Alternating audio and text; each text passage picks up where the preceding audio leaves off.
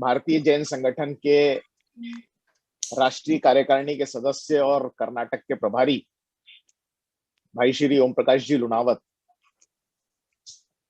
भारतीय जैन संगठन कर्नाटका राज्य के अध्यक्ष श्री महावीर जी पारेख, बैंगलोर रीजन के अध्यक्ष श्री सुरेश जी कानूंगा, सुरेश जी कानूंगा के लीडरशिप में एंटायर बैंगलोर रीजन की टीम, सभी चैप्टर्स जो बैंगलोर में बनाए गए हैं उन चैप्टर्स के अध्यक्ष और सभी चैप्टर्स के अध्यक्ष की संपूर्ण टीम, सभी विषय के प्रमुख सब्जेक्ट हेड्स ऑफ बैंगलोर और उपस्थित साथीगण, आप सभी से सादर जय जिनेन्द्र। मित्रों, आज बहुत ही हर्ष है आप सबके साथ बात करने में, आप सबको भारतीय जैन संगठन का परिचय करा के देने में, आप सबको संस्था के कार्य के उद्देश्य, संस्था के कार्य की प्रणाली, ये सारी बातें से आपको अवगत कराने का आज यह आयोजन है। जैसे महावीर साहब ने अभी कहा, मैं भी इस बात से बहुत प्रसन्न हूं कि कर्नाटक में बैंगलोर रीजन की समस्त टीम इन प्लेस है, सुसज्ज है और कार्य को आगे बढ़ाने के लिए बिल्कुल तैयार है, रादर कार्य आगे बढ़ चुका है और ये प्रसन्नता की बात है। अधिकांश साथी लोग यहां पर आज नए हैं, भारतीय जैन संगठन का नाम कई लोगों ने सुना है, कुछ काम भी मालूम है, लेकिन इन डेप्थ ये संस्था क्या है, ये इस 2 साल में हम पहली बार ही इस बात को आप सबके बीच में रखना चाहते हैं और फिर ये सारी बातें जानने और समझने के पश्चात अपन सब लोग मिलकर सामाजिक क्षेत्र के अपने दायित्व का निर्वहन करने का काम करेंगे। जिस संस्था में हम काम कर रहे हैं,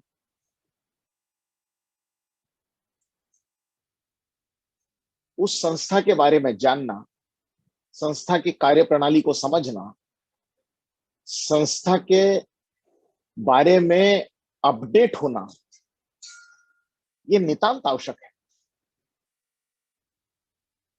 मित्रों, Bharatiya Jain Sanghatana is a purely social organisation. Bharatiya Jain संगठन ये पूर्णतः एक सामाजिक संस्था है और सामाजिक कार्य में संलग्न है।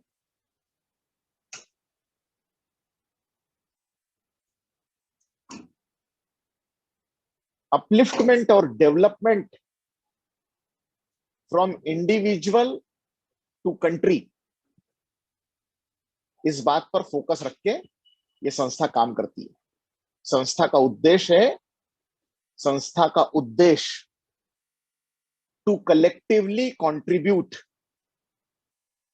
Towards nation building through holistic development of society. To collectively contribute, कोई 1, 2, 4, 5, 10, 25 व्यक्ति नहीं,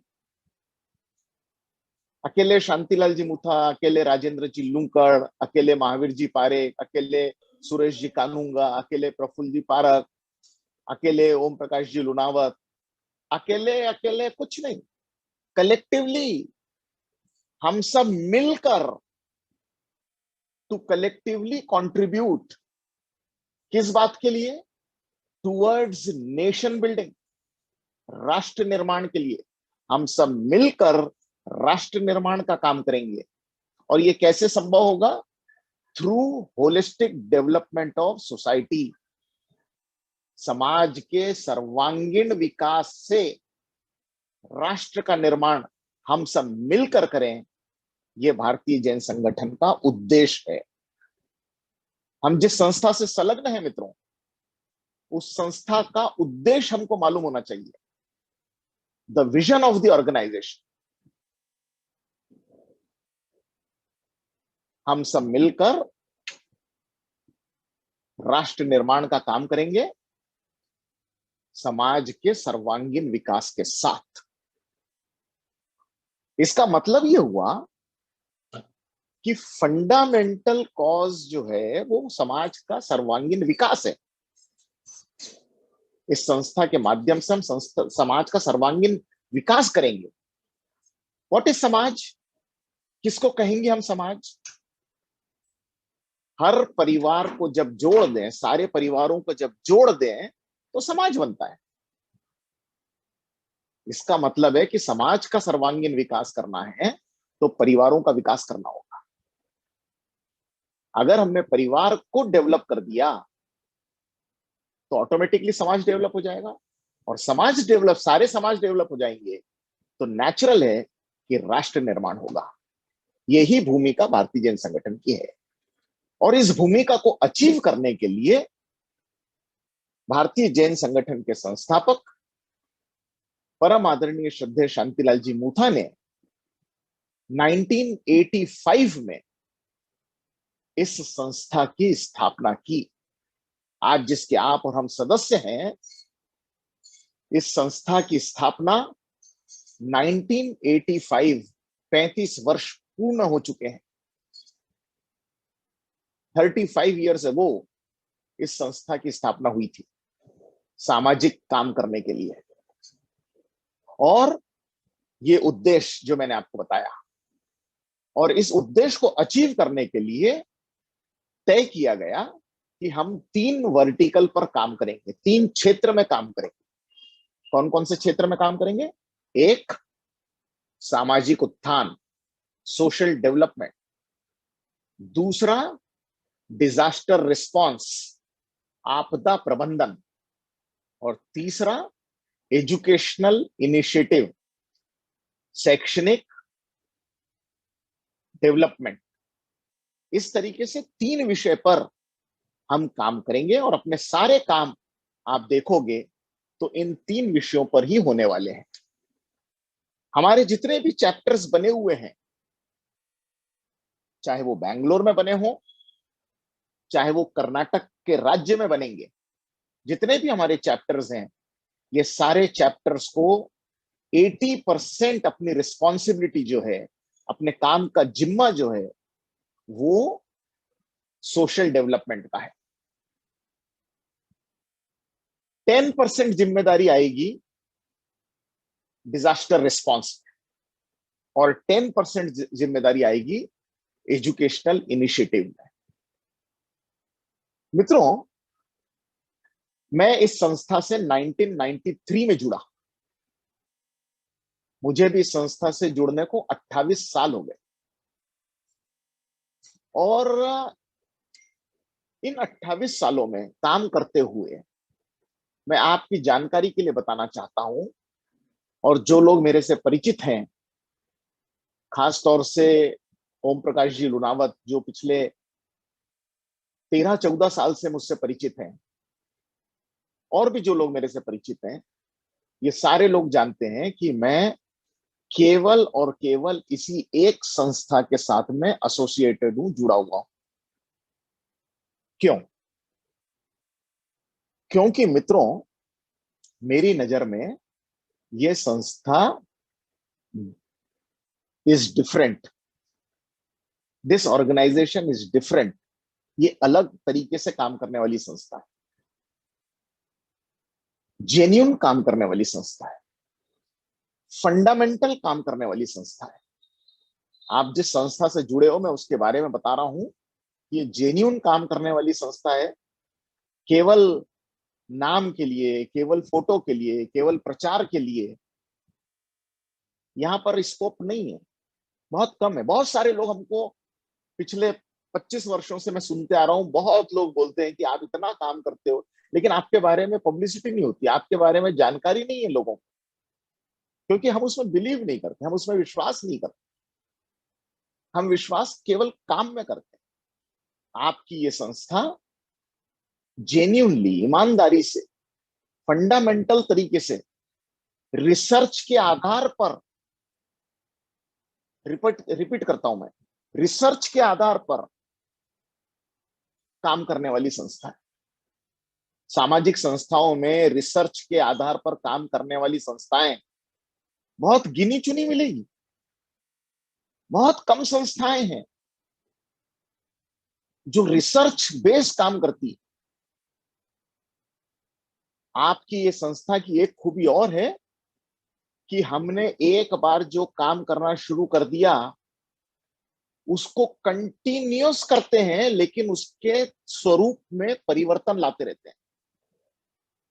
कंटिन्यूएशन काम करना, आप कल्पना करें, आदरणीय शांतिलाल जी मुथा के बारे में कल्पना करें। एक व्यक्ति 35 साल पहले संस्था शुरू करता है और 35 साल लगातार बिना किसी वाद विवाद के, बिना एक भी झंझट झगड़े के संस्था काम कर रही है, एक लीडरशिप के अंतर्गत संस्था काम कर रही है। Is it not a surprising thing? ये आश्चर्यचकित नहीं है? अरे हम अपना अपना खुद का कोई काम हम शुरू करते हैं, अपना व्यापार शुरू करते हैं, अपना कोई हॉबी शुरू करते हैं, अपनी खुद की पर्सनल संस्था शुरू करते हैं। कई लोग अपने पिताजी के नाम पे, दादाजी के नाम पे संस्था शुरू करते हैं। कितनी कंटिन्यूटी हम रख पाते हैं? ये संस्था 35 साल से कंटिन्यूस काम कर रही है, और जो काम कर रही है उसके स्वरूप को हम, जिस स्वरूप में हमने शुरू किया था काम, उसी स्वरूप में हम वो वाला काम कंटिन्यू नहीं करते, क्योंकि समय के बदलाव के साथ अपेक्षाएं और जरूरतें बदल जाती हैं। आज से 10 साल पहले जो काम करने का तरीका था, आज वो तरीका नहीं है। बदलाव के साथ ये संस्था का स्वरूप भी बदलता रहता है। मतलब आप सबको बताना चाहता हूं कि आपकी ये संस्था, भारतीय जैन संगठन, ये समय के अनुरूप चलने वाली संस्था है। और इस संस्था की जो लीडरशिप है, कमाल की, कमाल की। मुझे गर्व होता है, मुझे फक्र होता है कि मैं आदरणीय शांतिलाल जी मुथा का कार्यकर्ता हूं। और थोड़ी थोड़ी बातें आपको भी जब मालूम पड़ेगी, कार्य करने का तरीका जब मालूम पड़ेगा, तो आपको भी गर्व महसूस होगा, इसका मुझे पूरी गारंटी है। आपको भी फक्र महसूस होगा। मैं कुछ बातें आपको बताना चाहता हूं कि कितना काम इस संस्था ने किया, जिस संस्था से आप एसोसिएटेड हो, आप अपना कीमती वक्त दे रहे हो, बिल्कुल सही जगह दे रहे हो। कितना काम किया इस संस्था ने। मैं अगर डिजास्टर से बात शुरू करूं आपकी जानकारी के लिए, और जितने भी लीडर्स यहां पर बैठे हुए हैं, उन सारे लोगों से मेरा निवेदन है कि ये रिकॉर्डिंग हो रही है, इसका रिकॉर्डिंग आप लोग मांग लेना कांति भाई से। एज ए लीडर ये सारी बातें आपके भी नॉलेज में रहनी चाहिए, और जब जहां मौका मिले आपको, जैसा प्रसंग आपको मिले, आपको ये सारी बातों का उल्लेख भारतीय जैन संगठन के लिए करते आना चाहिए। मैं डिजास्टर से अगर बात को शुरू करूं, तो इस संस्था की स्थापना, जैसे मैंने कहा, 1985 में हुई, मैरिज रिलेटेड सब्जेक्ट के साथ हुई। लेकिन हम पहली बार डिजास्टर में काम करने के लिए 1992 में शुरू किया। 1992 में महाराष्ट्र के लातूर और उस्मानाबाद जिलों में अर्थक्वेक आया और 24 घंटे के अंदर मुथाजी और 800 कार्यकर्ताओं की team, 800 volunteers, with in 24 hours हम लोग वहां साइट पर पहुंच गए। और साइट पे पहुंचने के बाद वहां पर हमने जो लोगों को अर्थक्वेक के वजह से नुकसान हुआ था, त्रासदी हुई थी, जान माल की हानि हो गई थी, उनको मदद करने का काम किया। बारिश का समय था, खूब बारिश हो रही थी उस समय। इलेक्ट्रिसिटी खत्म हो गई थी, पूरे जिले के जिले में इलेक्ट्रिसिटी नहीं थी। आपको आश्चर्य होगा मित्रों, भारतीय जैन संगठन के संस्थापक आदरणीय शांतिलाल जी मुथा के विजन पर कि हम दो ट्रक भर के जनरेटर लेकर पहुंचे साइट पर, जनरेटर, और अपने जनरेटर से लाइट का इंतजाम उन दो जिलों में किया गया। और हमारे लाइट में इवन प्रशासन ने भी काम किया। कितना विजनरी व्यक्तित्व है कि हम डिजास्टर में काम करने जा रहे हैं तो वहां की जरूरत क्या है इसको आइडेंटिफाई करके 24 घंटे में सुसज्ज वहां पहुंचना। और हमारी बिजली में केवल बिजली के डिपार्टमेंट ने नहीं, पूरी सरकार ने हमारी बिजली में काम करना, क्योंकि डिजास्टर में तो 24 घंटे काम करना पड़ता है, रात और दिन। बिना लाइट के रात में काम कैसे करेंगे? और एक बात से आपको आश्चर्य होगा, कैसे कैसे काम भारतीय जन संगठन के कार्यकर्ताओं ने किए। जब डिजास्टर हुआ, अर्थक्वेक हुआ, तो कई मकाने गिर गए। कई मकानों के गिरने की वजह से कई सारे लोगों की मौत हो गई मकानों में दबकर। उन लाशों को बाहर निकालना घरों से और सामूहिक रूप से उनका दाह संस्कार करना, वहीं गिरे हुए मकानों के खिड़की दरवाजों की लकड़ियां निकालकर, ये वाला काम भी भारतीय जैन संगठन के कार्यकर्ताओं ने किया। मैं बताना चाहता हूं कि सामान्य काम करने वाली ये संस्था नहीं है मित्रों, आप जिससे जुड़ रहे हो। असामान्य काम। 30 दिन तक लोगों को भोजन की व्यवस्था की गई। 30,000 लोगों को रोज सुबह और शाम गरम भोजन परोसने का काम जैन समाज के नाम पे किया गया। और मित्रों, अमेरिका के प्रेसिडेंट ने उस समय हमारे कैंप पर विजिट किया। इंडिया आए थे वो अर्थक्वेक की त्रासदी देखने के लिए। और जब वो लातूर उस्मानाबाद के क्षेत्र में भ्रमण कर रहे थे हमारे प्रधानमंत्री नरसिम्हा राव जी के साथ, तो वो भारतीय जैन संगठन के कैंप पर आए और वहां पर उन्होंने खाना खाया। मैं विशेष रूप से बता रहा हूं आपको, और इसलिए बता रहा हूं कि जिस राष्ट्रपति का पीने का पानी भी अमेरिका से आता है साथ में, उस राष्ट्रपति ने हमारे यहाँ के भोजन को देखकर वहां भोजन करने की इच्छा जाहिर की, खाना खाया। और खाना खाने के बाद में उनके उद्गार थे, जो कि पेपर कवरेज में डॉक्यूमेंट्री अवेलेबल है हमारे पास। उन्होंने कहा कि मुझे ऐसा लग रहा है I am having food in white house. और मित्रों, केवल हमने महीना भर वहां पर काम ही नहीं किया, लोगों को खाना बांटने का काम किया, दवाइयां देने का काम किया, खाना पका हुआ खाने के अलावा अनाज बांटने का काम किया। जो जो जरूरत थी, बर्तन दिए, कपड़े दिए, जो जरूरत थी वो सारी जरूरतें दी गई। लेकिन मुथाजी के मन में तो कुछ और चल रहा था। उन्होंने सोचा कि ये सब काम तो टेम्पररी काम, एक बार हम यहां से निकलकर वापस अपने अपने घर चले गए तो फिर तो वापस दोबारा यहां कभी आएंगे भी नहीं, और फिर इन लोगों का हो क्या रहा है ये कभी देखेंगे भी नहीं। और इस तरीके से काम करके तो जो लोगों के अर्थक्वेक में त्रासदी हुई है वो लोगों को तो हम एक्चुअल जो मदद करनी चाहिए वो मदद नहीं कर पाएंगे, तो फिर क्या करना चाहिए? ऐसी मीटिंग चल रही थी जैसे अभी हमारी मीटिंग चल रही है, ऐसी वर्चुअल नहीं थी, फिजिकल मीटिंग थी।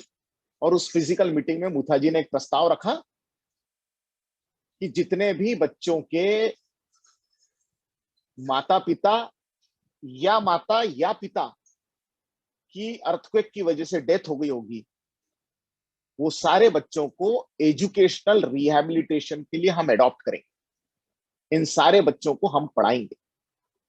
मीटिंग में हमारे जैसे कार्यकर्ताओं ने उनसे पूछा कि इतना पैसा कहां से आएगा, बच्चे कितने हैं, कितने बच्चे ले जाने पड़ेंगे?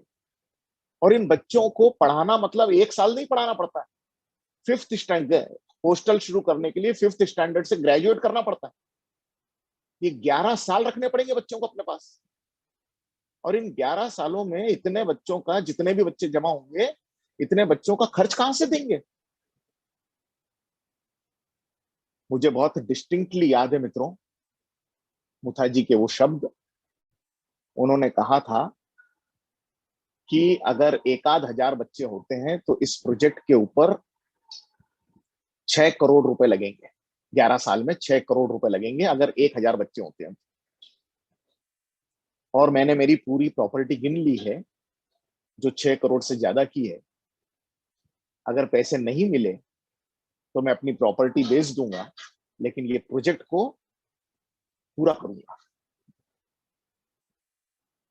कहां पर ऐसे लीडर है मित्रों? मैं आपको लीडरशिप के बारे में बता रहा हूं। कहां ऐसे लीडर है मित्रों? कौन सी संस्था में ऐसे लीडर है बताइए, विचार करिए। सारी रिकॉर्डेड बात मैं बता रहा हूं आपको, और इसीलिए मैंने कहा कि ये भी रिकॉर्ड हो रहा है। और मैं जिम्मेदार पदाधिकारी हूं संस्था का, एक वर्ड अतिशयोक्ति का नहीं बोलूंगा यहां पर, अदरवाइज भी नहीं बोलता हूं, जो लोग मुझे जानते हैं। और मित्रों, कार्यकर्ताओं ने सर्वे शुरू किया गांव गांव गांव गांव गांव गांव जाकर, और राइटिंग में जिन लोगों के सिंगल पेरेंट की डेथ हुई है, दूसरे पेरेंट ने लिख कर दिया कि हमारे बच्चे को आपके साथ देना चाहते हैं। जिनके दोनों पेरेंट की डेथ हो गई, उनके रिश्तेदारों ने, उनके गांव के सरपंच ने, मुखिया ने राइटिंग में लिख कर दिया कि हमारा बच्चा आपके साथ जाने को हम तैयार हैं, भेजने के लिए तैयार है, आप इसको पढ़ाओ और पढ़ाने के बाद में वापस हमारे सुपुर्द कर देना। और मित्रों, ऐसे 1200 बच्चे, 1200 चिल्ड्रन की इंफॉर्मेशन हमारे पास जमा हुई। और आदरणीय मुथा जी अर्थक्वेक के 1 महीने के बाद 1200 बच्चों को लेकर हम पूना में आए, और पूना में इनके लिए स्कूल और कॉलेज की शुरुआत की। एक भी स्कूल पास में नहीं था, कॉलेज पास में नहीं था, इनके आने से स्कूल और कॉलेज की शुरुआत हुई। 1200 बच्चों को कहां रखे होंगे, इनकी स्कूल कहां बनी होगी? मुथा जी प्रोफेशन से बिल्डर हैं। एक नई कंस्ट्रक्टेड बिल्डिंग उनकी तैयार थी, और उस बिल्डिंग के फ्लैट देने बाकी थे, कस्टमर्स को हैंड ओवर करना बाकी था। सारे बच्चों को उन फ्लैट में रख दिया, और नीचे दुकानें थी ग्राउंड फ्लोर पे, और सारी दुकानों के अंदर अगले ही दिन, नेक्स्ट डे, आज बच्चे सारे आए और अगले दिन हमने स्कूल शुरू कर दी। और फिर बाद में अपना स्कूल बिल्डिंग बनाया, और फिर बच्चे उसमें शिफ्ट हुए वगैरह वगैरह। वो एक लंबी स्टोरी है, कभी उस पर बात करेंगे डिटेल में। लेकिन बताना मैं ये चाहता हूं कि 1200 बच्चों को एडॉप्ट करना, उनकी शिक्षा की जिम्मेदारी संभालना, उनका रहना, खाना पीना, कपड़े लत्ते, पढ़ाई लिखाई, everything without any cost to them. एक पैसे का उनके ऊपर खर्च नहीं, उस परिवार पे खर्च नहीं। और मित्रों, ये 1200 बच्चे 11 साल तक हमारे पास रहे, और धीरे धीरे धीरे धीरे करके सारे बच्चे निकल गए। और जब ये बच्चे निकलते गए, जैसे हर साल क्या होता है कि 5वीं के बच्चे 6वीं में चलेगा, 6वीं का 7वीं में चला गया, तो 5वीं का 6वीं में, अपनी स्कूल 5वीं से है, 5वीं से लेकर कॉलेज तक, आर्ट साइंस कॉमर्स तीनों फील्ड के पोस्ट ग्रेजुएशन तक का कोर्स अवेलेबल है भारतीय जैन संगठन के पूना के कॉलेज में। तो मित्रों, बच्चे निकलते चले गए। उसके बाद में ये जब स्कूल खाली हो रही थी, जब 5वीं के बच्चे आगे चले गए, अगले साल फिर 5वीं के बच्चे आगे चले गए, तो हर साल महाराष्ट्र के आदिवासी क्षेत्र से आदिवासी बच्चों को एजुकेशन देने के लिए लाया गया। फिर वो वाले बच्चों की भी पढ़ाई होती चली गई। फिर पिछले 10 साल से महाराष्ट्र में सुसाइड करने वाले फार्मर, जो किसान आत्महत्या करते हैं, उन आत्महत्याग्रस्त किसान परिवारों के बच्चों को लाया जाता है। अभी भी बच्चे पढ़ रहे हैं यहाँ पर। और इस साल निर्णय लिया गया है, अभी 2 दिन 3 दिन पहले हमारी ट्रस्ट बोर्ड की मीटिंग थी, उस मीटिंग में निर्णय लिया गया और कल सुबह 11:30 बजे आदरणीय मुथाजी पूरे महाराष्ट्र के कार्यकर्ताओं से बात करने वाले हैं जूम पर इस प्रोजेक्ट के लिए, कि कोविड में महाराष्ट्र के जिन लोगों के परिवार के कर्ता की जान चली गई, वो लोगों को भी एजुकेशनल रिहैबिलिटेशन के लिए अडॉप्ट करेंगे। एक डिजास्टर के बारे में मैंने काफी डिटेल में आपको बताया। आगे मैं आपको इससे ज्यादा डिटेल में नहीं बताऊंगा, मैं सिर्फ टच बेस करके आगे बढ़ूंगा। आपको सिर्फ मालूम होना चाहिए कि जिस संस्था से आप जुड़ रहे हो, वो संस्था कैसी है। बहुत सीरियस ऑर्गेनाइजेशन है। 1993 के अर्थक्वेक के बाद सन 2001 में 26 जनवरी 2001 को गुजरात में अर्थक्वेक हुआ, गुजरात के कच्छ क्षेत्र में, और हम वहां भी गए काम करने के लिए कार्यकर्ताओं की टीम के साथ। भारतीय जैन संगठन वहां पहुंची। और मित्रों, मैं डिटेल में बात नहीं कर रहा, मैं बहुत शॉर्ट में आपको बता रहा हूं, एक लाइन में बता रहा हूं। आपको जानकर आश्चर्य होगा कि अर्थक्वेक में जो बेसिक रिक्वायरमेंट है मदद करने की, वो तो हर जगह किया अपन ने। खाना पीना देना, कपड़े लत्ते देना, बर्तन देना, पका हुआ खाना देना, कुछ दिन तक पका हुआ देने के बाद में कुछ दिन बाद पका हुआ खाना बंद करके अनाज वितरण करना, ये सब तो हमेशा करते रहे अपन। दवाइयां देना, लोगों को अस्पताल पहुंचाना, अस्पताल में एडमिट कराना, ये सब तो हमेशा ही करते रहे अपन। लेकिन मुख्य काम वहां जो किया गुजरात में, वो किया मात्र 90 दिन में, सिर्फ 3 महीने में, ओनली इन 90 डेज भारतीय जैन संगठन हैज कंस्ट्रक्टेड 368 स्कूल्स। 368 स्कूल का निर्माण सिर्फ 90 दिनों में करके भारतीय जैन संगठन ने ये सारे स्कूल गुजरात सरकार को हैंडओवर कर दिए, प्रशासन को दे दिए चलाने के लिए। क्योंकि जो स्कूल बिल्डिंगें गिरी थी, वो स्कूल बिल्डिंग सरकार की थी, और वहां पर टीचर सरकार के थे, वहां स्टूडेंट सरकार के थे। जो बचे हुए स्टूडेंट थे, बचे हुए टीचर थे, वो आना चाहते थे स्कूल में, लेकिन स्कूल अवेलेबल नहीं थी, तो आते कहां। हमने वो काम करके दिया। और मैं आपकी जानकारी के लिए फिर से एक बात और बताना चाहता हूं, अंडरलाइन करके बताना चाहता हूं, हमारे लीडर के विजन को बताना चाहता हूं आपको। आप बात को समझें, सीरियस बात करने पर लोग। उस समय आदरणीय मुथाजी ने जितनी जगह हमने स्कूल बनाई, उन सारे स्कूल के प्रिंसिपल से, गांव के सरपंच से, गांव के मुखिया लोगों से, दो चार वहां के नामी लोगों से, सबसे एक एक पेपर, एक एक स्कूल के लिए एक एक पेपर बनाया, और उस पर हमने लिखा कि ये स्कूल हम आपको दे रहे हैं टेम्पररी बेसिस पर। जब आपको सरकार स्कूल पक्का स्कूल बना के दे, हम जो स्कूल बनाते हैं वो प्री फैब्रिकेटेड स्कूल बनाते हैं। जो मटेरियल होता है दीवाले वगैरह का, एस्बेस्टर शीट, 2 एस्बेस्टर शीट के बीच में सीमेंट, पोरस सीमेंट डाला रहता है, ऐसे पार्टिकल बोर्ड के साथ में स्कूल का निर्माण किया, जो कि स्पीड से काम होता है। एक दिन में एक स्कूल खड़ा करते थे हम शुरुआत में, और बाद में फिर इसकी स्पीड और बढ़ गई। तो गवर्नमेंट के साथ में, प्रिंसिपल के साथ में, सरपंच के साथ में एग्रीमेंट साइन किया कि हम ये जो स्कूल का स्ट्रक्चर आपको दे रहे हैं, ये प्रॉपर्टी जो है वो भारतीय जैन संगठन की है, और आपको जब पक्के स्कूल सरकार से बन के मिल जाएंगे, तो ये वाली प्रॉपर्टी अगर हम चाहें तो हम यहां से ले जा सकेंगे। ऐसा एग्रीमेंट करके रख लिया। मुझे याद है बहुत अच्छी तरीके से, मैंने मुथाजी से पूछा था कि एक जगह पे लगा हुआ मटेरियल को निकालेंगे कब और क्यों और कहां ले जाएंगे इसको।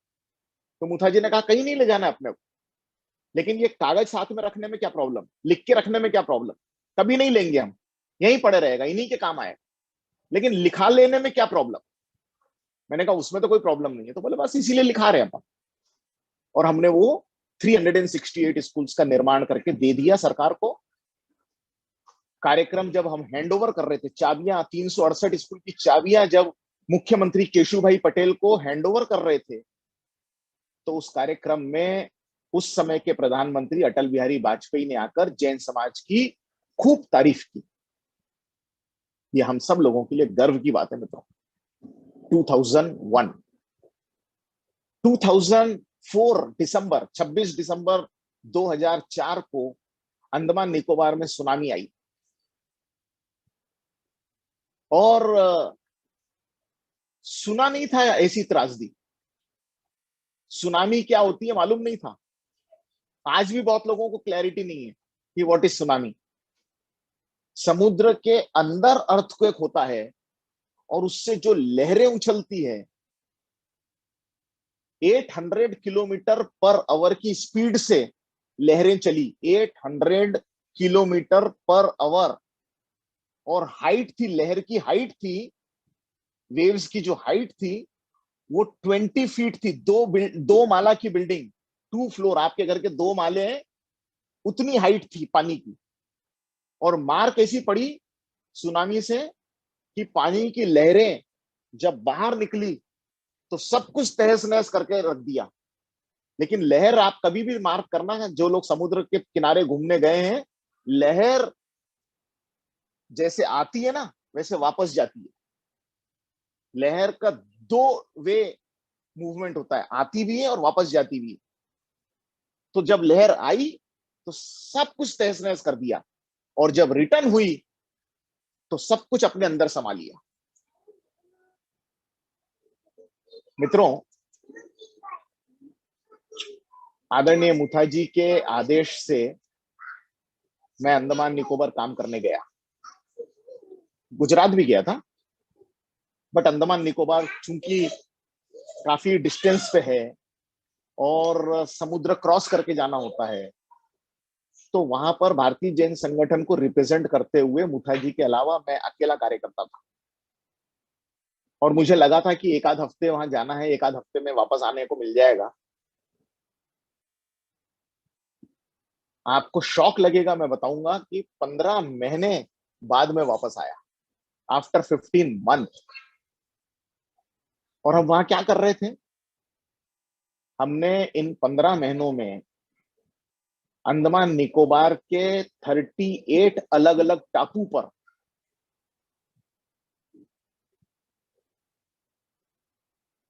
12 school building and 34 hospital building का कंस्ट्रक्शन किया। ऐसे 46 बिल्डिंग्स का कंस्ट्रक्शन मात्र 1 साल में किया और सरकार को हैंडओवर कर दिया। एडमिनिस्ट्रेशन को, अंडमान निकोबार एडमिनिस्ट्रेशन को हैंडओवर कर दिया, वहां के लेफ्टिनेंट गवर्नर को। और मित्रों, ये वाला काम जिस दिन कर रहे थे, जिस दिन वो हैंडिंग ओवर सेरेमनी चल रही थी, आपको ये बात बताने की जरूरत महसूस मैं नहीं करता कि कितनी डिफिकल्टी रही होगी 38 टापू पे काम करना। किसी एक टापू पे काम चल रहा था और एक आरी टूट जाए, आरी, और वो नई आरी चाहिए तो उसके लिए वापस पोर्ट ब्लेयर आना पड़ता था। और शिप 1 हफ्ते के बाद मिलेगी कि 2 हफ्ते के बाद मिलेगी मालूम नहीं था। इस तरीके की डिफिकल्ट सिचुएशन में काम किया। और प्रोजेक्ट जिस दिन हैंडओवर कर रहे थे,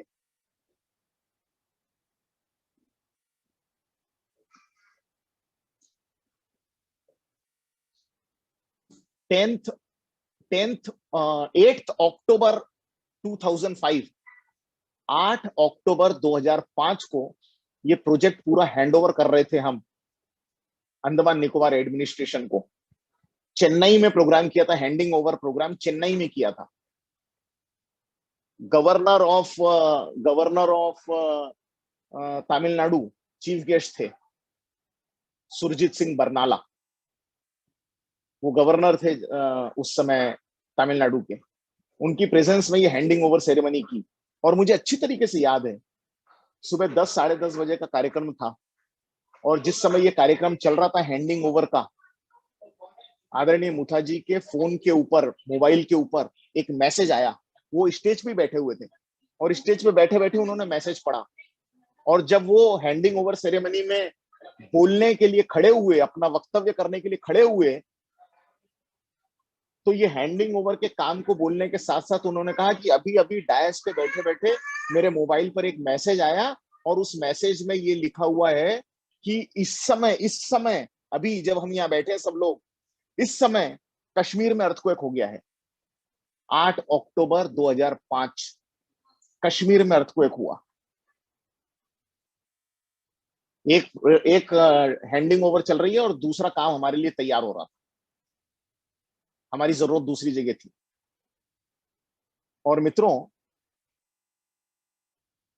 15 दिन 20 दिन के बाद, अर्थक्वेक के, कश्मीर के अर्थक्वेक के 20 दिन के बाद, NDMA, national disaster management authority के चेयरमैन का फोन आदरणीय मुखर्जी को आया, हमारे एक कॉमन फ्रेंड के माध्यम से।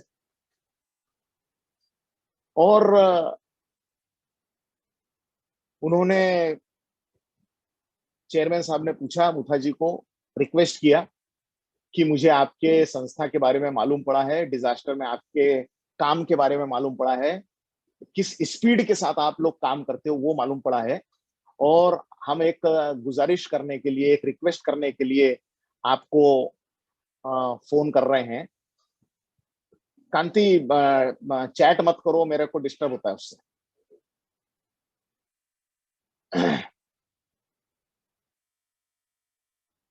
मेरा फोकस डाइवर्ट होता है।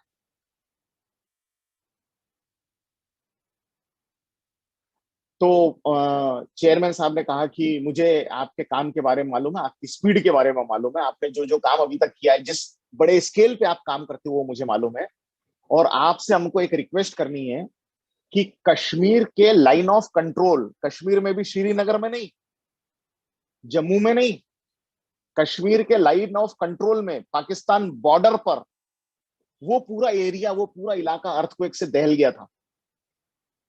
हजारों लोगों की मौत हो गई थी। और नेशनल डिजास्टर मैनेजमेंट अथॉरिटी के चेयरमैन कह रहे थे फोन पर कि अर्थक्वेक से जितने लोगों की मौत हो गई है वो तो हो गई है, लेकिन अगर 1 महीने के अंदर बचे हुए लोगों के सिर पे छत नहीं मिली, तो ये सारे बचे हुए लोगों की मौत बर्फ की वजह से हो जाएगी, ठंड की वजह से हो जाएगी। और ये जो बचे हुए लोग हैं, इनको इनको जिंदा रखना, इनको बचाना, ये हमारा कर्तव्य, हमारा फर्ज है। और इतनी 1 महीने के अंदर मकान बनाकर देना रहने के लिए, छत बनाकर देना रहने के लिए, हमें ऐसा मालूम पड़ा है कि आपकी संस्था ये काम कर सकती है। और मित्रों, उसी चालू टेलीफोन पर मैं मौजूद था मुथाजी के साथ में। उसी टेलीफोन के ऊपर मुथाजी ने एक्सेप्टेंस दिया कि हम आपका ये काम करेंगे। कैसे करेंगे? 1 महीने में कंस्ट्रक्शन करना, ऑफ कोर्स प्री फैब्रिकेटेड ही करते थे हम तो, लेकिन 1 महीने में कश्मीर के लाइन ऑफ कंट्रोल में, उन वादियों में जाकर, ठंड से सिहर जाती है, रूह तक कांप जाती है, ऐसी जगह पे जाके कैसे काम करेंगे? मगर जज्बा हमारे लीडर का, हिम्मत, मैंने हजारों लाखों लोगों के साथ में भेंट किया हूं आज तक, मगर मित्रों, हमारे लीडर की जैसी हिम्मत वाला व्यक्ति, कार्य करने की क्षमता लबालब भरी हुई है उस व्यक्तित्व में, मैंने ऐसा व्यक्ति नहीं देखा। और मित्रों, उन्होंने उसी टेलीफोन पे कहा कि करेंगे, हम आपका काम, एक्सेप्ट करते हैं आपके चैलेंज को। और मित्रों, याद करो, अभी थोड़ी देर पहले मैं आपको बता रहा था कि हमने गुजरात में जो स्ट्रक्चर्स बनाए थे, उनको हमने लिख के मांगा था कि जरूरत पड़ी तो हम निकाल के ले जाएंगे, आपके परमानेंट स्ट्रक्चर बन जाएंगे। तो 2001 का वो अर्थक्वेक था, ये 2005 के अक्टूबर की बात थी। इन 5 सालों में गुजरात सरकार ने वहां पर हमारे 368 स्कूल के हमने 1200 कमरे बनाए थे। 368 स्कूल में हमने 1200 कमरे बनाए थे। और इन 1200 कमरे के जगह पे 5 साल में गुजरात सरकार ने 870 कमरे परमानेंट बना दिए थे। 870, 870 रूम्स, स्कूल की क्लासरूम्स बन गए थे। और मित्रों, हम वो फाइल, हमारे कार्यकर्ता वो फाइल लेकर गुजरात गए, और गुजरात में हमने वो पर्टिकुलर लोकेशन पर जाकर कहाँ कहाँ परमानेंट स्ट्रक्चर बन गए हैं, उनके प्रिंसिपल से, वहां के सरपंच से बात की, और हमने कहा कि ये स्ट्रक्चर हम जहां बन गए हैं, 870 कमरे बन गए थे, वो 870 कमरे का स्ट्रक्चर हमने उनकी परमिशन से खोला, निकाला, सारा मटेरियल गांधीनगर रेलवे स्टेशन पर लेकर आए, भारत सरकार के साथ में बात की, भारत सरकार से मदद मांगी कि ये स्ट्रक्चर हमको कश्मीर पहुंचाने हैं, इसके लिए हमको ट्रेन का इंतजाम करके दीजिए। आपको आश्चर्य होगा, भारत सरकार ने 3 कंप्लीट ट्रेन, 30 बोगी की, 30 बोगी की, एक एक ट्रेन, ऐसी 3 ट्रेन, 90 बोगियां भारत सरकार ने भारतीय जन संगठन को अवेलेबल करके दी। और हमारी ट्रेनों में, ये वाली ट्रेनों, इन 3 ट्रेनों में ये सारा मटेरियल लोड करके गांधीनगर से जम्मू शिफ्ट करने का काम ट्रेन से किया गया। और जब एक ट्रेन वहां पहुंचती थी जम्मू, तब 400-500 ट्रक वहां पर कश्मीर, जम्मू कश्मीर गवर्नमेंट के ट्रक अवेलेबल होते थे। ये सारा मटेरियल उन ट्रक्स में शिफ्ट करते थे, और वो ट्रक लाइन ऑफ कंट्रोल पे जाता था, क्योंकि 1 महीने के बाद बर्फ गिरने वाली थी, और half of the Kashmir valley Srinagar से कट जाती है, वहां जाया नहीं जा सकता अनदर 5-6 महीने तक। वहां पर हमने जाकर ये ट्रक से माल डाला, और 1 महीने के अंदर 870 कमरे खड़े करके दिए, जिसमें 14,000 लोगों को शेल्टर दिया गया, मौत से बचाया गया 14,000 लोगों को। मैं खुद चीफ मिनिस्टर की, मुठाजी की, और चीफ मिनिस्टर गुलाम नबी आजाद की मीटिंग में मैं खुद मौजूद था, ये कार्यक्रम में, जब हम उनको ये सारे स्ट्रक्चर्स हैंड ओवर कर रहे थे। और 2005 के गुजरात अर्थक्वेक के बाद 2008 में बिहार में बाढ़ आई, कोसी डैम टूट गया था। बिहार की बाढ़ में भारतीय जैन संगठन ने 60,000 से ज्यादा पेशेंट्स, लोगों को मेडिकल हेल्प पहुंचाने का काम किया। और फिर ये वाला सिलसिला ऐसे ही चलता रहा। और मित्रों, अभी अपन ने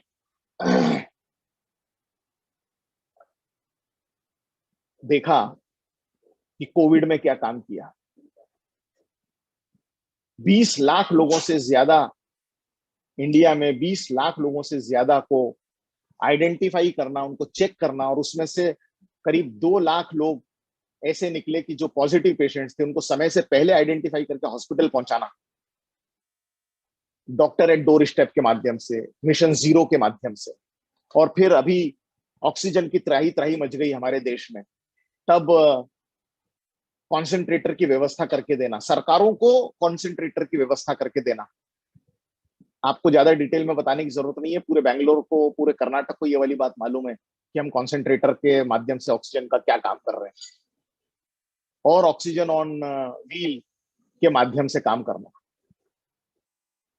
मैं आपसे सिर्फ ये बताना चाह रहा था डिजास्टर के माध्यम से, कि कहीं पर देखिए ऐसी लीडरशिप आपने, और ये सारे काम आप अपने नाम से लोगों के बीच में रख सकते हो कि हमारी संस्था ने ये काम किया। मैं जिस संस्था से जुड़ा हूं ना, मेरी संस्था, कोई जरूरी नहीं है कि आप इस डिजास्टर में काम करने के लिए आए हैं तभी आप बोल सकते हैं। अरे, आप जिस संस्था से जुड़े, उसका काम है। हम जिस परिवार में पैदा होते हैं, वो परिवार में कोई काम पहले हमारे बुजुर्ग ने किया है, तो हमारी फैमिली का ये काम है, ऐसा हम बोलते हैं कि नहीं बोलते हैं? आपको ये अधिकार मिलता है इस संस्था से जुड़ने से, कि ये सारी बात आप अपने नाम के साथ में, आप अपने काम के साथ में पुटअप कर सकते हो कहीं पर भी ऑफिशियली।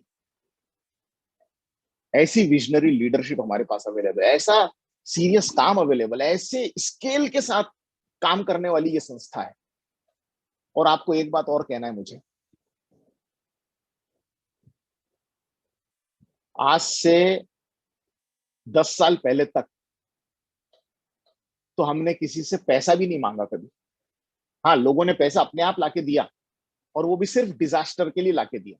बाकी जो संस्था जो सारी चलती है, रिसर्च आधारित काम हमारे जो चलते हैं, उसके लिए तो मुथा जी आज भी पैसे नहीं लेते, डोनेशन नहीं लेते। डिजास्टर में जरूर लेते हैं और एजुकेशनल इनिशिएटिव में पैसे लेते हैं। लेकिन हम जो भारतीय जैन संगठन का सोशल इनिशिएटिव चलाते हैं, जो हमारी सामाजिक दायित्व के काम हम करते हैं, जिसके बारे में अभी मैं 2 मिनट बाद बताने वाला हूं आपको, हम उसके लिए डोनेशन भी बाहर से नहीं लेते, अपने ही पैसों से ये सब काम करते हैं। लेकिन 10 साल पहले ये सारा काम, एक चीज मेरे को और बतानी है आपको, आपको जानकर आश्चर्य भी होगा और जानकर आपको खुशी भी होगी। एक काम अपन और करते हैं, मैं मुथाजी के विजनरी व्यक्तित्व के बारे में कह रहा था। 1990 में, 1990 में मुथाजी को औरंगाबाद, महाराष्ट्र में एक शहर है औरंगाबाद, औरंगाबाद शहर में एक प्लास्टिक सर्जरी कैंप में मुथाजी को चीफ गेस्ट बना के बुलाया गया। लॉयंस क्लब की तरफ से वो वाला कार्यक्रम हो रहा था प्लास्टिक सर्जरी का। जो ये जो होंठ कटे फटे होंठ होते हैं ना, ये कटे फटे होंठ को जोड़ने का, छोटे बच्चों के होंठ को अगर समय से जोड़ दें तो बड़ी उम्र में ये वाला निशान भी नहीं रहता, बिल्कुल बिल्कुल प्रॉपर रिपेयर हो जाता है। वो वाला कैंप चल रहा था और मुथाजी चीफ गेस्ट थे, क्योंकि उस समय तक 85 में संस्था शुरू हुई, 90 तक, इन 5 सालों में महाराष्ट्र में मुथाजी का बहुत बड़ा नाम हो गया था, इसलिए उनको चीफ गेस्ट करके बुलाया गया। और उस चीफ गेस्ट का आप विचार करें, एक, हम भी कई कार्यक्रम, यहाँ जितने लोग बैठे हुए हैं आप में से अधिकांश लोग कभी ना कभी किसी न किसी कार्यक्रम में चीफ गेस्ट बन के गए होंगे। मैं हमारे लीडर के विजन के बारे में कह रहा हूं। आदरणीय मुथाजी जब चीफ गेस्ट बनकर गए और वो वहां के कार्यक्रम को उन्होंने देखा, तो उन्होंने पूछा ये सारा काम कौन करता है। तो पता चला कि there is one doctor Dixit, doctor Sharad Kumar Dixit, उनके लीडरशिप में प्लास्टिक सर्जरी का काम होता है। तो मुथाजी डॉक्टर शरद कुमार दीक्षित से मिले और उनसे पूछा, डिटेल में उनसे बात की। तो उन्होंने बताया कि मैं ओरिजिनली महाराष्ट्र का हूँ, पंढरपुर का, लेकिन कई सालों से मैं अमेरिका चला गया हूँ और अमेरिका में ही रहता हूँ। Now I am an American citizen, और अमेरिका से हर साल मैं इंडिया आता हूँ और ये लोग 2 4 5 जो कैंप ऑर्गेनाइज करते हैं उनके कैंप करता हूँ और वापस अमेरिका जाता हूँ। अपने खर्चे से आता हूँ, अपने खर्चे से जाता हूँ, यहाँ का लोकल खर्चा ये लोग करते हैं। मुथाजी ने कहा कि अगर हम भी कैंप ऑर्गेनाइज करें तो आप मदद करेंगे क्या? डॉक्टर दीक्षित ने कहा जरूर करेंगे, मेरा काम है मदद करना। और मित्रों, भारतीय जैन संगठन ने 1991 से, अगले साल से 1991 से 2018 तक, 2018 तक हमने लगातार डॉक्टर शरद कुमार दीक्षित के प्लास्टिक सर्जरी कैंप ऑर्गेनाइज किया। और आपको जानकर बेहद आश्चर्य होगा कि आज तक करीब 3 लाख से ज्यादा, more than 3 lakhs plastic surgery के procedures free of cost patient को करके दिए। इसका पूरा रिकॉर्ड भारतीय जन संगठन के हेड ऑफिस में अवेलेबल।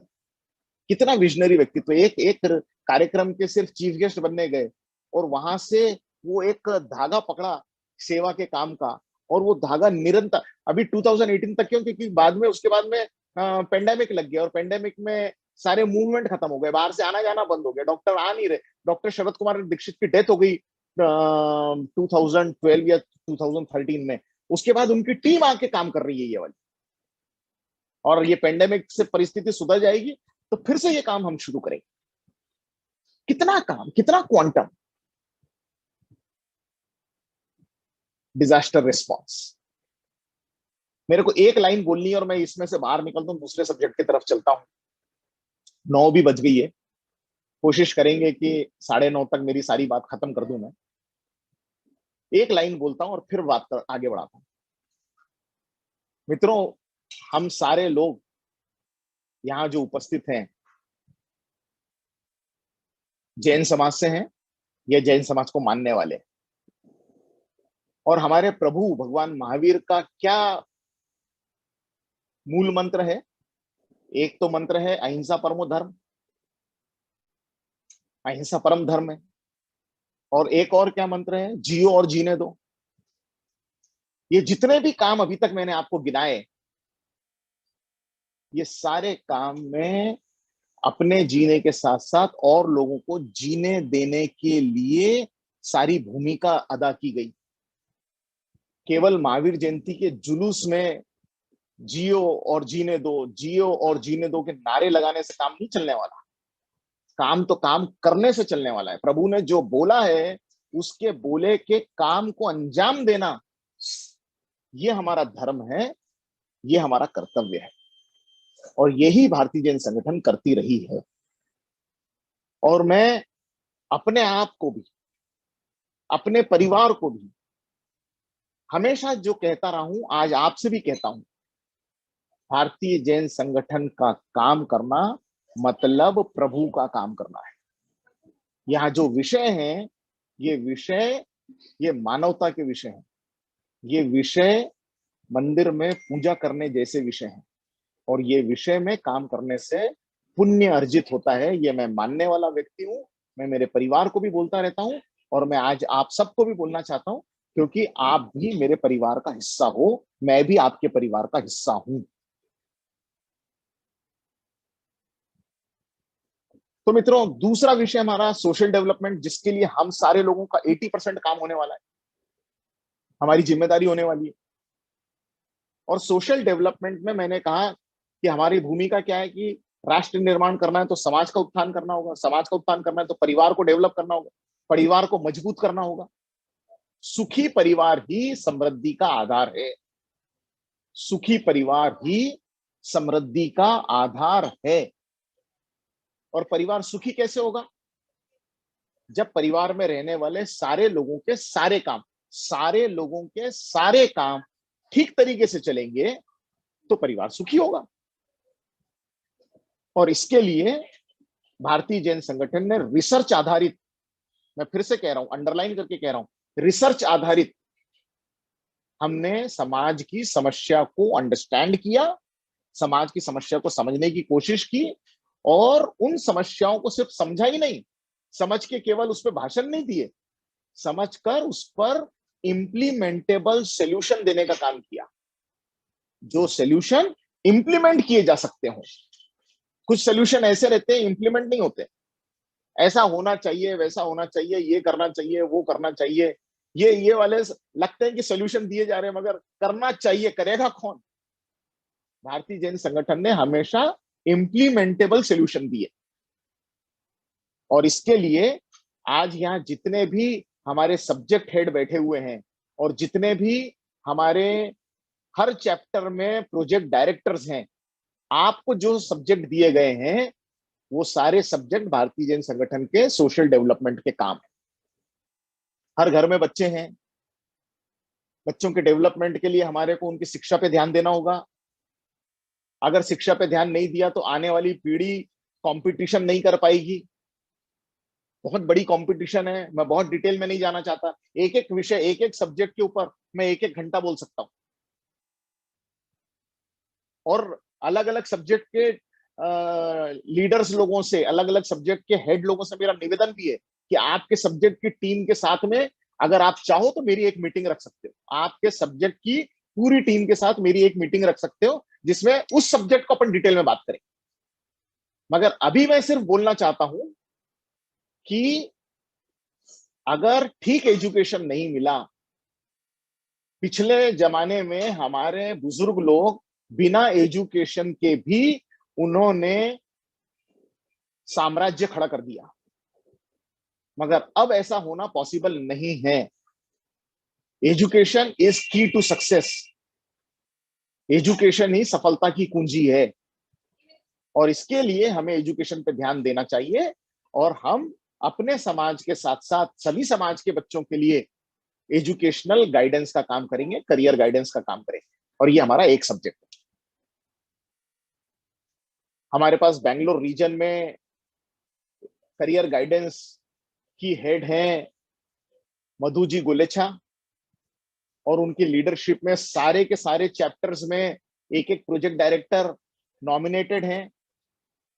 जिन चैप्टर के अभी भी टीम खड़ी नहीं हुई है, मैं फिर बता दूं, भारतीय जैन संगठन टाइम बाउंड काम करने वाला ऑर्गेनाइजेशन, प्रोफेशनलिज्म से काम करने वाला ऑर्गेनाइजेशन। मैं यहाँ देख रहा था कि आप में से कुछ लोग 8 बजे की मीटिंग में 8 बज के 10 मिनट, 12 मिनट, 15 मिनट तक आते रहे। मैं 7:58 को आ गया था। जो लोगों ने 2018 का नेशनल कन्वेंशन, राष्ट्रीय अधिवेशन जो बैंगलोर में हुआ था, अगर उसको अटेंड किया होगा तो उनको मालूम है कि हमारे सारे के सारे कार्यक्रम 1 मिनट भी देर से शुरू नहीं होते हैं। धीरे धीरे ये वाली आदत हम सबको लगनी चाहिए, और ये वाली आदत, टाइम को फॉलो करने की आदत, ये हमारे व्यक्तिगत जीवन में भी बहुत काम आती है। तो मित्रों, करियर गाइडेंस के लिए पूरी टीम सुसज्ज है। बच्चे स्कूल छोड़ेंगे तो कॉलेज में आएंगे। 10th 12th के बाद क्या करना ये बताया जाता है करियर गाइडेंस में। फिर बच्चे कॉलेज में आते हैं।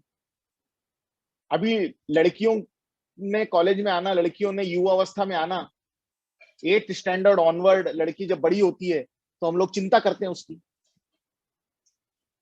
मैं आपकी जानकारी के लिए बताता हूं कि अगर हम अपने घर में बैठे हैं और घर में आग लग गई, हम जिस घर में बैठे हैं अभी और घर में आग लग गई, तो हम सबसे पहला काम क्या करेंगे? हम पानी का नल बंद नहीं करेंगे, हम इलेक्ट्रिसिटी बंद करने के लिए नहीं दौड़ेंगे, हम गैस सिलेंडर बंद है कि नहीं है ये नहीं देखेंगे, हम बाहर भागेंगे। हम पहले अपने आप को बचाएंगे। एकदम से आग अगर भड़क गई हो तो हम बाहर भागेंगे। कोई तो भी हमारा हितैषी, कोई हमारा वेलविशर फायर ब्रिगेड को फोन करेगा और फायर ब्रिगेड की गाड़ी घंटी बजाते हुए आएगी। जिसके घर में आग लगी उसने कभी फायर ब्रिगेड को फोन नहीं किया, हमेशा कोई वेल विशर नहीं किया, क्योंकि उसके माइंड में ही नहीं आता कि मेरे को क्या करना है। वो तो अपनी जान बचाने के पीछे रहता है। घर में जो फंसे हुए लोग हैं उनकी जान बचाने की चिंता में रहता है। और जब ये फायर ब्रिगेड की गाड़ी आती है घंटी बजाते हुए, उसमें से फायर फाइटर उतरते हैं और वो आग बुझाने की कोशिश करते हैं। उनको बताया जाए कि घर में एक लेडी अंदर रह गई है, 2 बच्चे अंदर रह गए, तो वो आग के अंदर चले जाते हैं और उनको बचा के बाहर लेकर आते हैं। कितने आश्चर्य की बात है ना। घर मेरा, मैं बाहर भाग रहा, और जिसका कोई लेना देना नहीं उस घर से, वो फायर फाइटर वो अंदर आ रहे और बचाने का काम कर रहे हैं, आग बुझाने का काम कर रहे हैं। मित्रों, आज के जमाने में हमारे परिवारों की बेटियां जो हैं, हमारे समाज की, हमारे देश की जो बेटियां हैं, ये वाली बेटियों के सामने भी ढेर सारी आग लगी हुई है जमाने की। ये वाली आग को बुझाने के लिए, ये वाली आग का सामना करने के लिए, ये वाली आग हमारी बेटियों को लगे नहीं, ये वाली आग हमारे बेटियों को तकलीफ ना दे, इसके लिए बेटियों को सुसज्ज करने की जरूरत है। बेटियों को ट्रेनिंग देने की जरूरत है। सिर्फ बोलने से काम नहीं चलेगा। माता पिता भी बेटियों को क्या बोलते हैं? ध्यान दे, अपने ऊपर ध्यान दे, ऐसा कर वैसा कर, ये नहीं करना वो नहीं करना, यहाँ नहीं जाना वहां नहीं जाना, इससे बात नहीं करना उससे बात नहीं करना। ये सब बोलने से काम नहीं चलता। उसके लिए प्रॉपर ट्रेनिंग देनी पड़ती है। स्मार्ट गर्ल नाम के प्रोग्राम के माध्यम से ट्रेनिंग दी जा रही है। आपको आश्चर्य होगा, 5 लाख से ज्यादा बेटियों को इस देश में अभी तक ट्रेनिंग दी जा चुकी है, दी जा चुकी है। यहां पर इस सभा में स्मार्ट गर्ल प्रोजेक्ट के कर्नाटका की हेड और बहुत ही काबिले तारीफ व्यक्तित्व एसपी मालिनी जी पूरे कर्नाटक की बागडोर इस सब्जेक्ट के लिए संभाल रही हैं। और उनके साथ में एक और व्यक्ति यहां पर बैठे हुए हैं, बड़े दिल से लगे हुए हैं इस प्रोजेक्ट पर, बड़े भोले और पूरी की पूरी तन्मयता से लगे हुए हैं। प्रकाश जी गोलेछा मैसूर से। ये दोनों लोगों की लीडरशिप में पूरे कर्नाटक में इस विषय पर काम चल रहा है। और पुष्पा जी तातेड़ के लीडरशिप में, सॉरी, मधु जी तातेड़ की लीडरशिप में, मधु जी तातेड़ की लीडरशिप में बैंगलोर में ये वाला काम शुरू हुआ है।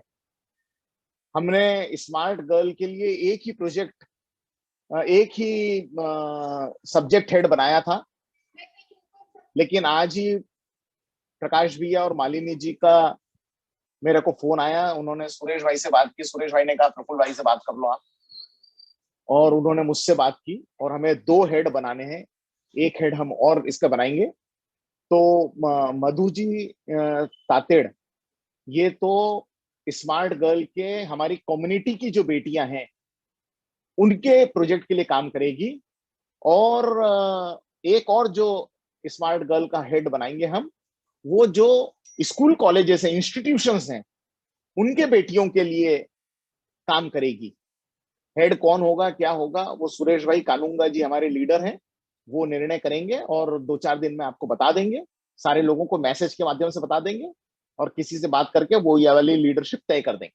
मेरा कहना यह है कि ये वाला गंभीर विषय, जिसके लिए केवल भारतीय जन संगठन काम नहीं कर रही, महाराष्ट्र सरकार ने हमारे साथ में एग्रीमेंट किया 5 साल पहले, और महाराष्ट्र सरकार का प्रोजेक्ट बनकर महाराष्ट्र के अलग अलग जिलों में, स्कूलों में, सरकारी स्कूलों में लाखों की तादाद में लड़कियों तक ये वाला प्रोजेक्ट गया। और इस तरीके से कर्नाटक में भी प्रकाश जी गोलछा ने कई बार ट्राई किया इंस्टीट्यूशनल टाइप के लिए, कॉलेजेस के साथ टाइप के लिए। ऐसा ही काम हम कर्नाटक में हमारी टीम ने करना चाहिए। अभी कॉलेज में आ गए, कॉलेज से बाहर निकल जाएंगे पढ़ाई खत्म करके, फिर कौन सा काम हमारे जिम्मे में आता है? बच्चों की पढ़ाई हो गई, कॉलेज छोड़ दिया, फिर कौन सा काम आएगा? एक काम आएगा बिजनेस का, या तो बिजनेस करो, प्रोफेशन करो, कुछ तो भी करना है। और दूसरा काम आता है इनकी शादी करनी है। पढ़ाई लिखाई खत्म हो गई, बिजनेस में लग गए, फिर क्या करेंगे? शादी करेंगे। ये दोनों काम आने वाले।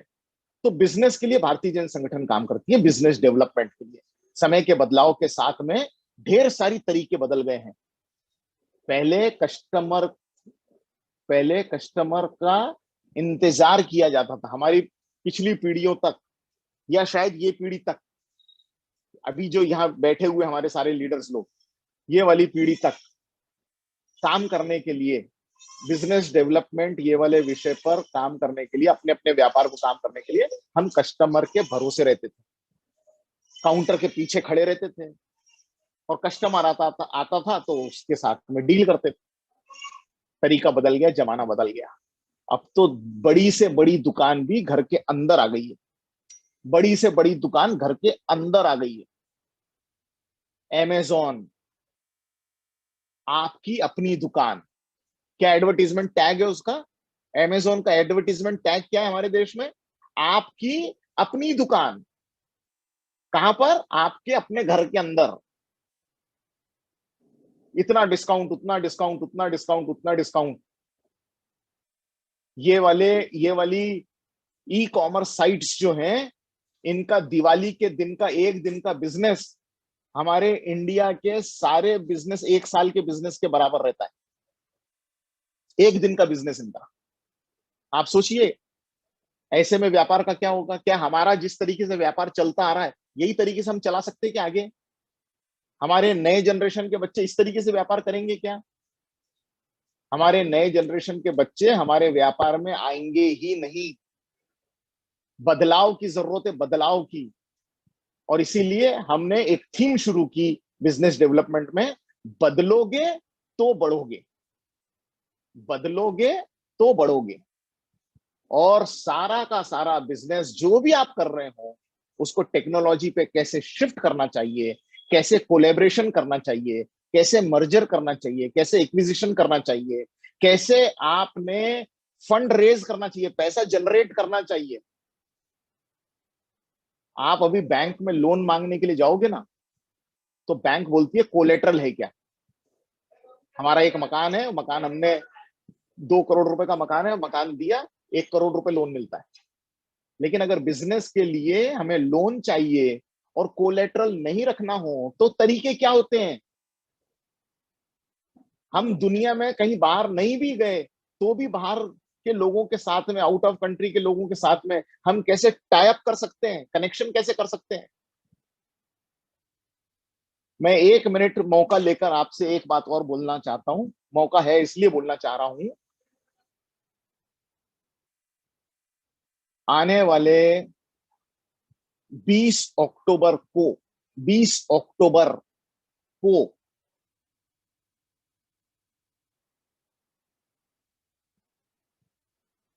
दुबई कन्वेंशन शुरू हो रहा है, दुबई फेयर।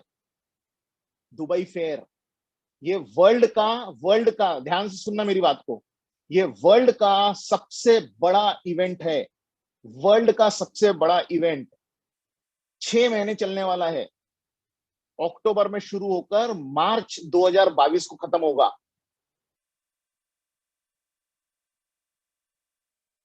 इन 6 महीनों में 5 करोड़ से ज्यादा लोग विजिट करेंगे दुबई फेयर को। 5 करोड़ से ज्यादा लोग। इस समय दुबई की पॉपुलेशन 30 लाख है। अभी आज की तारीख में दुबई की पॉपुलेशन 30 लाख है। और ऐसा कहा जाता है कि मार्च 2022 जब ये फेयर खत्म होगा, दुबई फेयर खत्म होगा, उसके बाद में दुबई की पॉपुलेशन डबल हो जाएगी। एक कंट्री की पॉपुलेशन डबल हो जाएगी। पूरे विश्व के लोग दुबई फेयर में या तो अपना प्रोडक्ट बेचने के लिए, अपनी सर्विसेज बेचने के लिए, शोकेश करने के लिए आएंगे, या परचेज करने के लिए आएंगे।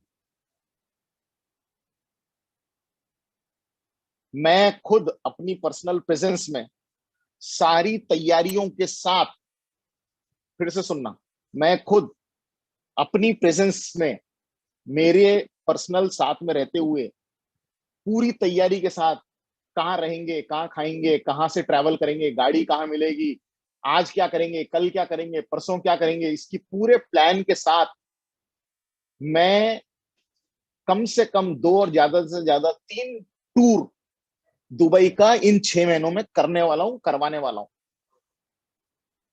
अगर सुरेश भाई कानूंगा और महावीर जी पारेख ने चाहा तो हम एक्सक्लूसिव एक टूर सिर्फ बैंगलोर और सिर्फ कर्नाटक के लिए भी ऑर्गेनाइज करेंगे। ऐसे मौके बार बार आते नहीं हैं। भारतीय जैन संगठन इस तरीके से ऐसे विषयों पर काम करती है, अपने लोगों के डेवलपमेंट के लिए और अपने साथ साथ अन्य लोगों के डेवलपमेंट के लिए। कोई जरूरी नहीं है कि जैन समाज के लोग हमारे साथ चलें, बाकी लोग भी चलें, बाकी लोग भी ग्रो हों, क्योंकि राष्ट्र निर्माण भी तो हमारा सब्जेक्ट है ना। और अब व्यापार व्यापार अच्छा बन गया तो शादी करनी है। लड़का हो कि लड़की हो, सभी व्यापार करते हैं, अब तो सभी प्रोफेशन में लगे हुए हैं। और फिर शादी करनी है। शादी करना बहुत मुश्किल काम। शादी तय नहीं होती, कोई रिश्ते बताता नहीं, कोई किसी के रिश्ते के बीच में आता नहीं। अपने सगे रिश्तेदार को पूछो किसी रिश्ते के बारे में तो बोलता है वैसे तो सब बढ़िया, लेकिन तुम देख लो। तो फिर क्या पूछा था हमने, और जवाब क्या आया फिर, हाथ क्या लगा, कुछ नहीं। ऐसे समय में पिछले 35 साल से, फ्रॉम लास्ट 35 ईयर्स कंटिन्यूअसली, बिना नागा, भारतीय जैन संगठन हमारे समाज में लोगों को रिश्ते बताने का काम कर रही है, रिश्ते तय करवा के देने का काम कर रही है। रिश्ते हम बताएंगे तो ही तो तय होंगे। शादी ऑर्गेनाइज नहीं करते हम रिश्ते तय करवाने में मदद करते हैं। और ये बहुत बड़ा काम है। ये वाला सब्जेक्ट बैंगलोर में पुष्पा जी लूंकड़ के लीडरशिप में ऑर्गेनाइज होने वाला है। 2 साल। पहला प्रोग्राम अभी 15 अगस्त को ऑर्गेनाइज किया जा रहा है। और यहाँ पर हर चैप्टर में एक प्रोजेक्ट डायरेक्टर इस सब्जेक्ट का होगा। अलग से डिटेल में उस विषय के ऊपर अलग से बात करेंगे।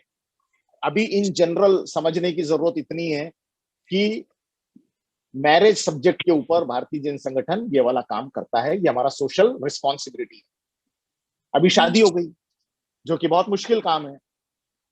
लोगों की शादी होती नहीं है जल्दी से। परिवार कितना ही नामी क्यों नहीं हो, कितना ही समृद्ध क्यों नहीं, बड़े से बड़े परिवार के घर में रिश्ता बताने वाले लोग नहीं है। अब हो गई शादी, तो जितना मुश्किल शादी होना है, उससे ज्यादा मुश्किल है आज के जमाने में शादी को टिका के रखना। पहले ऐसा कहा जाता था कि शादी 7 जन्मों का बंधन है। और मैं अपने कई लेक्चर्स में हंसी मजाक में कहता हूं कि एक जन्म ठीक से निभ जाए तो बड़ी बात है। बहुत मुश्किल की बात है। आज से 20 साल पहले हमारे समाज में डाइवोर्स नहीं होते थे, और होते थे तो बहुत ही क्षणिक मात्रा में होते थे, और वो भी जबान के ऊपर उसका डाइवोर्स हो गया ये बोलने में जबान हिचकिचाती थी, लड़खड़ाती थी जबान। आज आज कोई फर्क नहीं पड़ता, उसका डाइवोर्स हो गया, उसका डाइवोर्स हो गया, अरे मालूम क्या, उसका डाइवोर्स हो गया, अरे वो घर चली गई, अरे वो घर वापस आ गई। शादी को 25 साल हुए हैं, उसका डाइवोर्स मैंने देखा है। शादी को 10 साल हुए, उसका डाइवोर्स देखा है। शादी को 1 साल हुआ, उसका डाइवोर्स देखा है। 6 महीने हुए, उसका डाइवोर्स देखा है। 1 महीना हुआ, उसका डाइवोर्स देखा है। आपको आश्चर्य होगा, शादी को 1 दिन हुआ और मैंने उसका डाइवोर्स देखा है। ये बहुत गंभीर बात है। समाज में नासूर की तरफ फैल रहा है।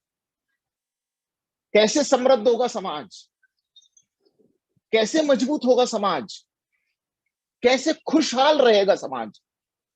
और समाज ही खुशहाल नहीं रहेगा तो देश निर्माण कैसे करेंगे?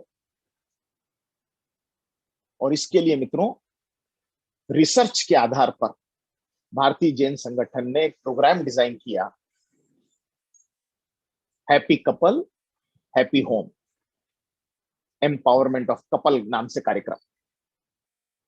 और ये एम्पावरमेंट ऑफ कपल नाम का जो कार्यक्रम है, ये रानमल जी गोलेच्छा के लीडरशिप में बैंगलोर में ये काम चलने वाला है। और आप सभी चैप्टर में एक एक प्रोजेक्ट डायरेक्टर इस विषय का होने वाला है। इस विषय की बाकी डिटेल जानकारी मैं ये विषय की जब टीम के साथ मीटिंग करूंगा, अगर हुई तो उस पर बात करें। आज मैं आपका ज्यादा वक्त नहीं लेता, मैं आपको ब्रॉड जानकारी आज देना चाहता हूं।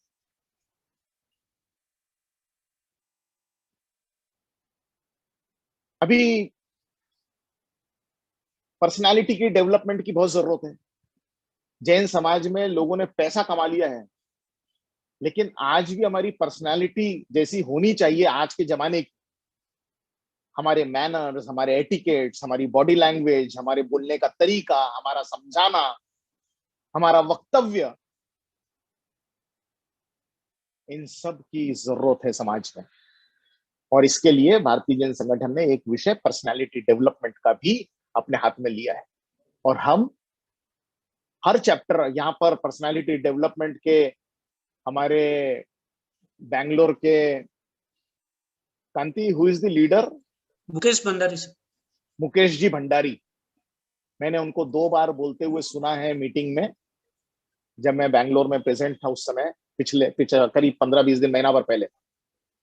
वेरी इंप्रेसिव पर्सनैलिटी, बहुत बढ़िया व्यक्तित्व है।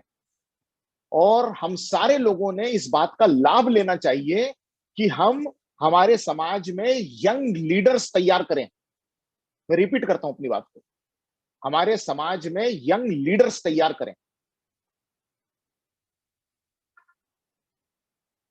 पर्सनालिटी डेवलपमेंट हर हर चैप्टर में इसका एक व्यक्ति है प्रोजेक्ट डायरेक्टर के रूप में, और मुकेश भंडारी जी बैंगलोर रीजन के हमारे हेड हैं इस सब्जेक्ट के। समाज में लीडर तैयार करने की योजना है। सिर्फ हम ही करें काम, ऐसा सोचने वाली संस्था नहीं है ये। भारतीय जैन संगठन में रिटायरमेंट प्लान बनता है। हम कब रिटायर होंगे इसका प्लान रहता है। हम बाजू सरकेंगे, नए लोग सामने आएंगे।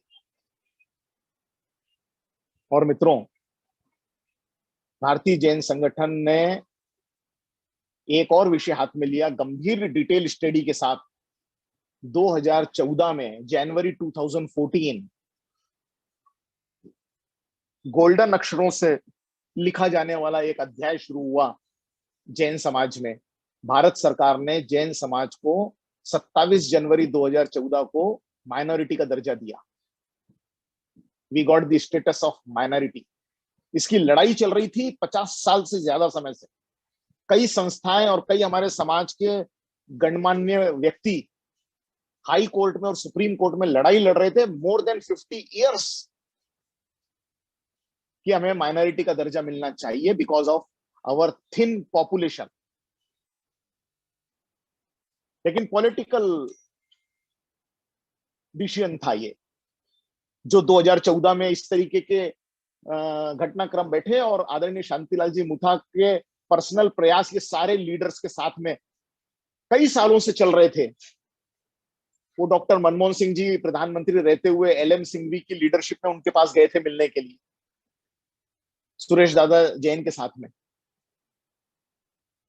और 2014 में कपिल सिब्बल जी, जो हमारे देश के लॉ मिनिस्टर थे, जो मुथा जी के बहुत अच्छे मित्र भी थे, मुथा जी ने उनको सारा ब्रीफ किया, एक्सप्लेन किया कि ये टाइम है कि अभी आपने जैन समाज को माइनॉरिटी घोषित करनी चाहिए। और उन्होंने सोनिया गांधी जी से बात की, और सारी सारी वो कहते हैं ना कि शिद्दत से जिसको चाहते हैं ना, तो पूरी कयानात लग जाती है उसको हासिल करवाने के लिए। और 27 जनवरी 2014 को जैन समाज को माइनॉरिटी का दर्जा मिला। और मित्रों, माइनॉरिटी का दर्जा मिलना यानी क्या, माइनॉरिटी के अधिकार क्या, माइनॉरिटी के बेनिफिट्स क्या, कैसे प्राप्त किए जा सकते हैं, ये सारे विषय की मैं एक लाइन कह रहा हूं, और फिर से कह रहा हूं कि जिम्मेदारी के साथ कह रहा हूं, इन सारे विषयों की जितनी गंभीर और डिटेल्ड जानकारी भारतीय जैन संगठन के पास रिसर्च आधारित है, शायद और किसी के पास अवेलेबल नहीं है। और ये वाले सब्जेक्ट के हमारे लीडर दीपक धोखा जी बैंगलोर को लीड कर रहे हैं, और हर टीम में एक एक प्रोजेक्ट हेड होंगे। इस तरीके से हमारा सोशल विंग काम करेगा। और डिजास्टर विंग को हम लीड कर रहे हैं बैंगलोर में कमलेश भंडारी जी, और कमलेश भंडारी जी के लीडरशिप में सारा डिजास्टर का काम अभी भी जो चल रहा है वो इन्हीं के लीडरशिप में चल रहा है, और ये 2 साल तक इन्हीं की लीडरशिप में चलेगा। और हर चैप्टर पर एक एक व्यक्ति डिजास्टर रिस्पॉन्स, डिजास्टर मैनेजमेंट का भी एक हेड प्रोजेक्ट डायरेक्टर के रूप में है। इस तरीके से ये सारा काम। और मात्र 2-3 मिनट में आपको बताऊं कि आप इस संस्था से जुड़े हो, ऐसे और कई लोग जुड़े हैं। कौन कौन लोग जुड़े हैं इस संस्था से? वर्ल्ड बैंक इस संस्था के साथ पार्टनर है। World Bank, WHO World Health Organization इस संस्था के साथ पार्टनर है। टाटा ट्रस्ट इस संस्था के साथ पार्टनर है। मिलेना एंड बिल गेट फाउंडेशन इस संस्था के साथ पार्टनर है। इन्फोसिस इस संस्था के साथ पार्टनर है। और ऐसे ढेर सारी ऑर्गेनाइजेशन, ये जो बड़े बड़े 10-5 नाम है मैंने आपको बताया, ढेर सारी ऑर्गेनाइजेशन, कई सारी राज्य सरकारें, कई सारी राज्य सरकारें। महाराष्ट्र सरकार काम हमारे साथ करती है, गोवा सरकार हमारे साथ काम करती है, कर्नाटका सरकार हमारे साथ काम करती है। अभी आप में से कई लोगों ने देखा कि मुथा जी उस दिन कर्नाटक के चीफ मिनिस्टर के साथ मिलने आए थे, 1 हफ्ता भी नहीं हुआ उस बात को, और आप लोग पर्सनली मुथा जी से मिले हो यहाँ पर बैंगलोर में। मध्य प्रदेश सरकार के साथ हम काम कर रहे हैं। हमने सिक्किम सरकार के साथ काम किया, सिक्किम गवर्नमेंट के साथ, मेघालय गवर्नमेंट के साथ काम किया, कितनी सारी गवर्नमेंट्स के साथ काम किया। एक ऐसी संस्था, एक जैन समाज की एक ऐसी संस्था जिसके साथ दुनिया भर के कॉर्पोरेट हाउस एसोसिएट होते हैं, जिसके साथ अपने देश की कई राज्य सरकारें काम करती है, जिसके साथ में हमारे देश की सेंट्रल गवर्नमेंट, केंद्रीय सरकार नीति आयोग के माध्यम से एसोसिएटेड है, काम कर रही है हमारे साथ। गर्व का विषय है कि नहीं मित्रों? और इसीलिए सारे लोगों से मैंने कहा था 9 बजे, मैंने कहा था 30 मिनट में अपनी बात और खत्म करूंगा, 1 मिनट और बचा है मेरे पास।